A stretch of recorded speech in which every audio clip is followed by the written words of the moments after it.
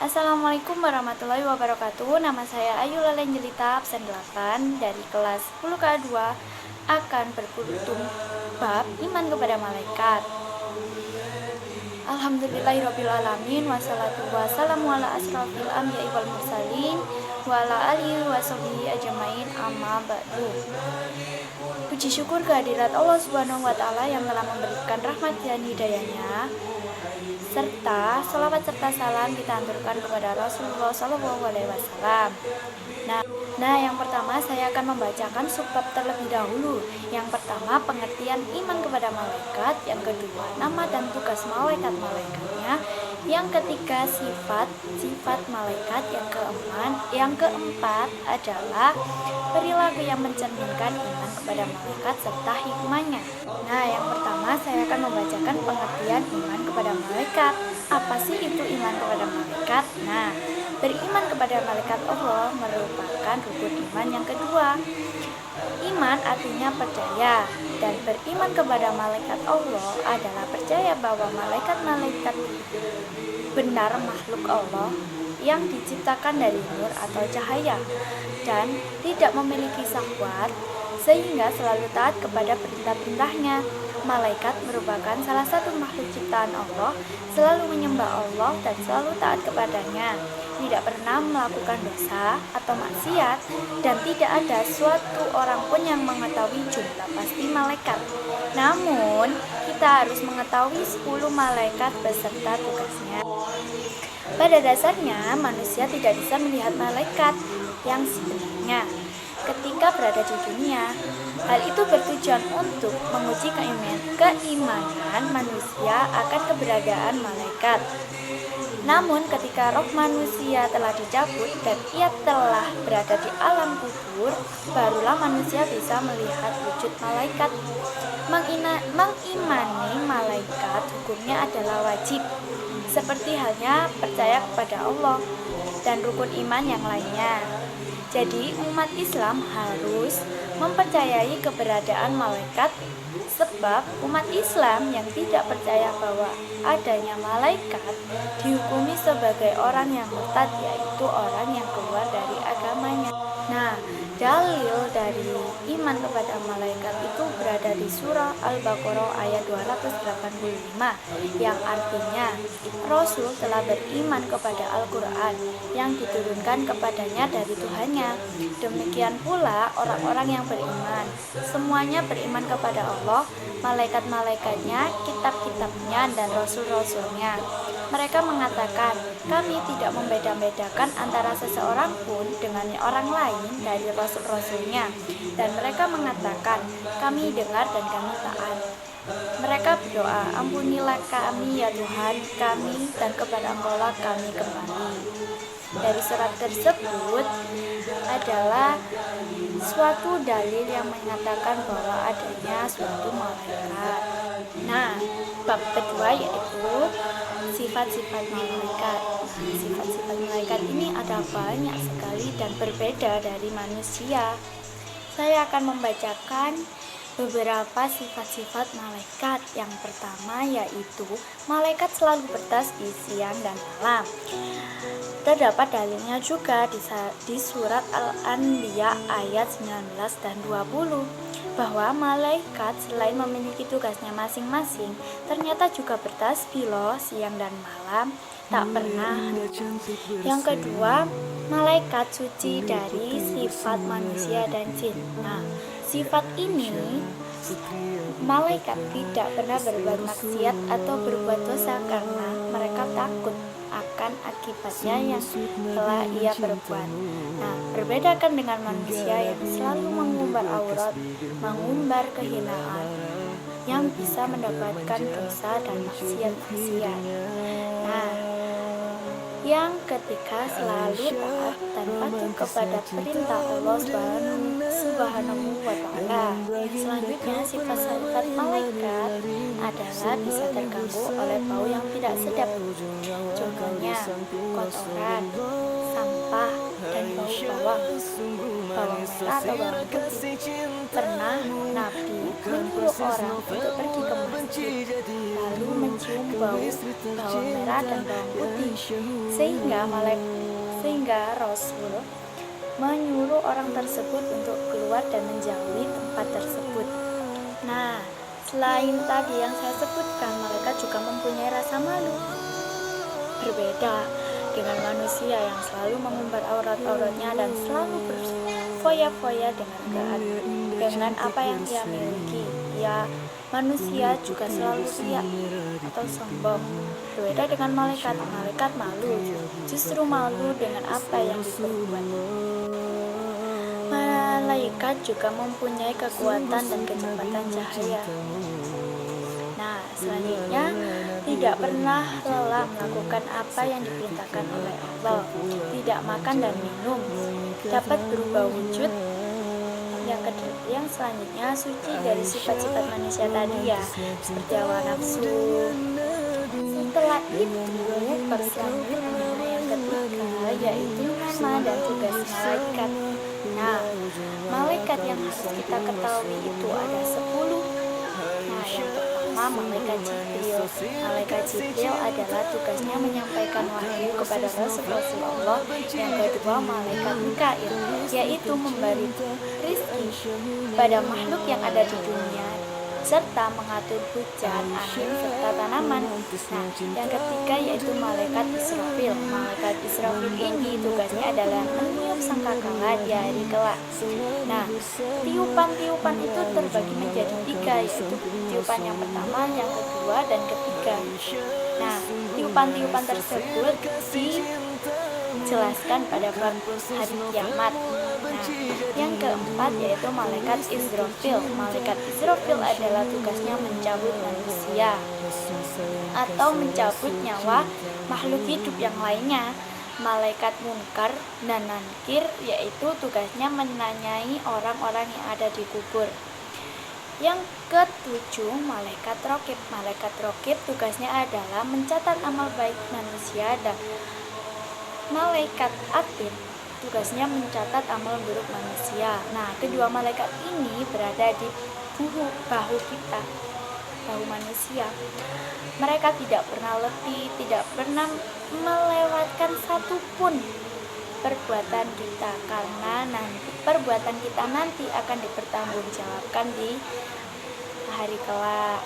Yang ke-9 yaitu malaikat Malik. Malaikat Malik adalah tugasnya menjaga pintu api neraka. Yang ke-10 yang terakhir nih, malaikat Ridwan. Malaikat yang menjaga pintu surga. Perilaku dan hikmah. Yang pertama saya akan jelaskan perilaku yang mencerminkan iman kepada malaikat. Yang pertama, berkata jujur apa adanya, karena dimanapun dan kapanpun siapapun itu, pasti malaikat senantiasa mencatat dan mengawasi kita. Yang tadi loh, malaikat 2 tadi, malaikat Raqib dan Atid yang tugas mencatat amal baik dan buruk kita. Yang kedua, patuh dan taat pada hukum-hukum Allah atau larang-larangannya, perintah-perintahnya, dan segala bentuk peraturan yang telah dibuat oleh Allah tadi. Yang ketiga, melaksanakan tugas yang telah diemban kepada kita dengan rasa penuh tanggung jawab dan rasa ikhlas. Yang keempat, bertindak dengan hati-hati dan penuh perhitungan di segala bentuk perkataan dan perbuatan. Yang kelima, memiliki rasa empati dan dengan cara memberi bantuan terhadap orang-orang yang membutuhkan bantuan atau kepedulian sosial kita. Yang keenam, perilaku yang diwujudkan bisa menjadi suri tauladan untuk lingkungan dan sekitarnya. Yang ketujuh, senantiasa untuk tetap berusaha dalam memperbaiki diri sendiri dari waktu ke waktu. Nah, memperbaiki diri sendiri ini banyak loh caranya. Contohnya, kalau kita tidak pernah sholat, kita harus sedikit demi sedikit membiasakan, dan wajib hukumnya kita sholat. Nah, kalau kita misalnya lupa dengan sholat tersebut, kita bisa menggantinya atau dengan dengan istilah lain qada. Nah, qada ini kita membayarnya itu terserah kita dan harus ya dikodok, karena amal yang dihisap pertama kali adalah ibadah kita atau sholat kita, ya kawan. Lalu kita berusaha dengan berbuat baik itu, contohnya membantu orang lain ke kesusahan dengan hati yang ikhlas tanpa pamrih, ya. Lalu menutup aurat dengan semestinya. Kalau perempuan harus menutup auratnya semua tubuh kecuali telapak tangan dan muka, ya. Lalu yang laki-laki juga, ya, itu juga ada auratnya. Semua laki-laki dan perempuan itu mempunyai aurat dan harus ditutup. Yang selanjutnya, bersyukur dengan banyak berbagi ilmu kepada sesama. Nah, ilmu yang kita dapat itu juga bisa bermanfaat kepada orang lain dengan cara kita mengajarkan ilmu yang kita dapat itu kepada orang lain, supaya orang lain itu mengerti apa ya yang orang ingin tahu. Misalnya kita punya ilmu fisika atau agama, kita harus mengajarkan kepada orang lain supaya orang lain itu mengerti apa sih ilmu fisika itu, apa sih agama itu. Karena ilmu yang bermanfaat itu, ilmu yang berkah itu juga bisa bermanfaat pada orang lain. Nah, yang terakhir nih, bab hikmah, beriman kepada malaikat. Kita dapatkan hikmah beriman kepada malaikat setelah kita bukan persis novel mula benci jadi rindu. bab yang terakhir nih, hikmah kepada malaikat-malaikat Allah. Kita akan mendapatkan hikmah setelah beriman kepada malaikat yang insya Allah bermanfaat untuk kehidupan sehari-hari.